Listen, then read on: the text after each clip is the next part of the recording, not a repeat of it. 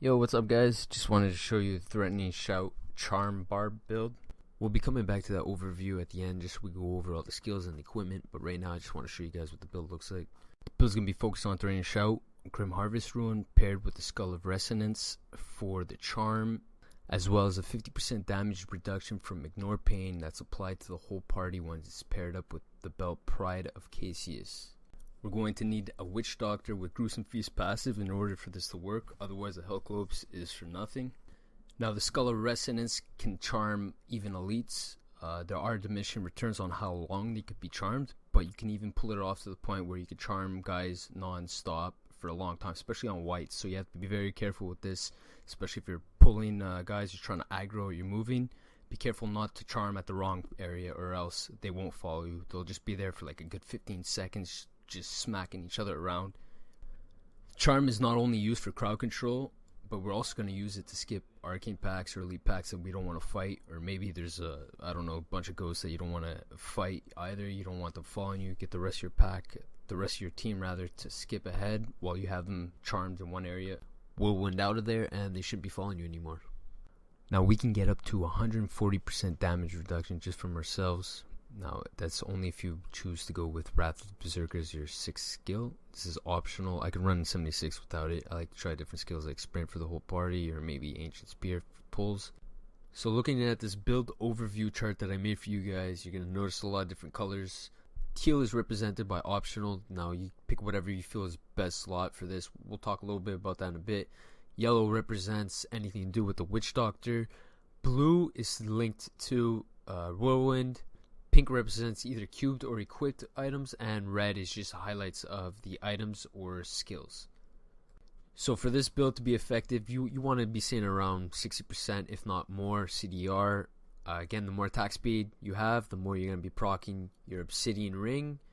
And we're going to be having the 4-piece waist set with the 2-piece Captain Crimson set for the CDR. Damage reduction from the waist piece, that's why we're using Whirlwind as well. Got the Volcantos, we have the Whirlwind Ruin Hurricane to proc our Strong Arm Bracers. Chilanix Chain, this is the belt that increases your movement speed of yourself and your whole party by up to 40% for 10 seconds. This is why we want it, this is why we're using it. We use Warcry. Warcry we're going to be using Impunity plus 20% additional resistance, that's the best one. Now if you haven't been paying attention, we're using the Skull of Resonance for Threatening Shout, and the Charm for CC and for avoidance from mobs that we don't want to fight. We're going to be using Obsidian Ring to decrease our cooldown so we could spam Threatening Shout even more. The Ring of Royal Grandeur so we could fit in the waist set with the Captain Crimsons for the extra cooldown. You won't have too many options here for your amulet. You'll pretty much either want a Hellfire amulet or an Overwhelming Desire. You might even consider looking at S. Johan. Just make sure that all your equipment has CDR where it's applicable. You're going to want attack speed as well. If you choose a cube Solanium as your optional weapon slot, go for more crit chance. This is going to give you more health globes. I don't think it's worth it necessarily. We're going to be cubing the Oculus Ring for more DPS for the whole team. Pride of Cassius for increased duration of Ignore Pain by 6 seconds. Now for your optional slot here, you could choose to go a Wall of Man or maybe another defensive passive if you choose not to run Berserker of the Wrath for the extra 50% damage reduction as your 6th skill. Or you could go for Solanium, like I said before, for extra health glows, but then again, you're going to lose some toughness by having to roll crit chance on your gear. For the gems, we're going to have Esoteric for the extra survivability and Pain Enhancer for the increased attack speed on the Obsidian Ring. Now I did a quick test compared to Gogok of Swiftness. I felt that Pain Enhancer did give me overall more procs from Obsidian Ring, and in turn let me spam Threatening Shout even faster for more crowd control and more globes. But Gogok was more consistent once you were at the Rift Guardian. There were less guys there obviously, so this is up to you whether you want to drop Pain Enhancer and go Gogok. It might be a safer bet once you hit the RG obviously. Or for the 3rd gem, you could even slap a Gogok in there. Or Toxin for more DPS for the whole team.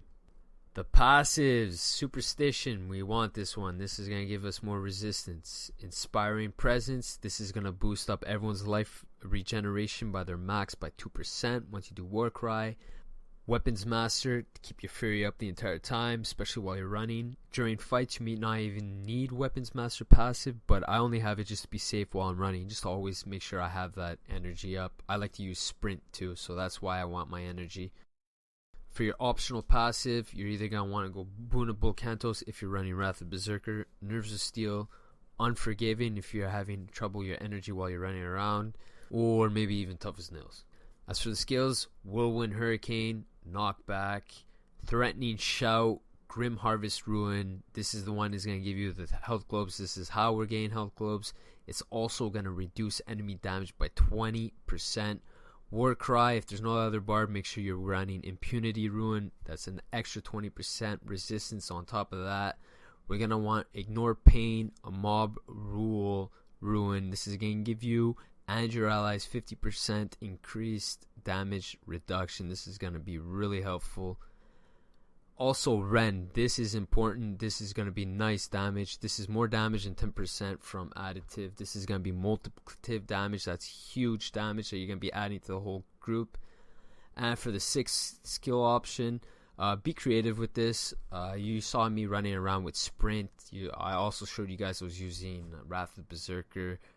If you do go Wrath of Berserker, go that Ruin, I believe it's called Striding Giant. It's going to give you an extra 50% damage reduction. You'll probably be forced into using that in, I would say, 80 plus. But you could go Sprint. If you go Sprint, you could go, I believe it's Forced March, where the whole team runs 40% faster, I believe it is. That's going to feel like a mini speed a mini speed pylon paired up with your War Cry belt.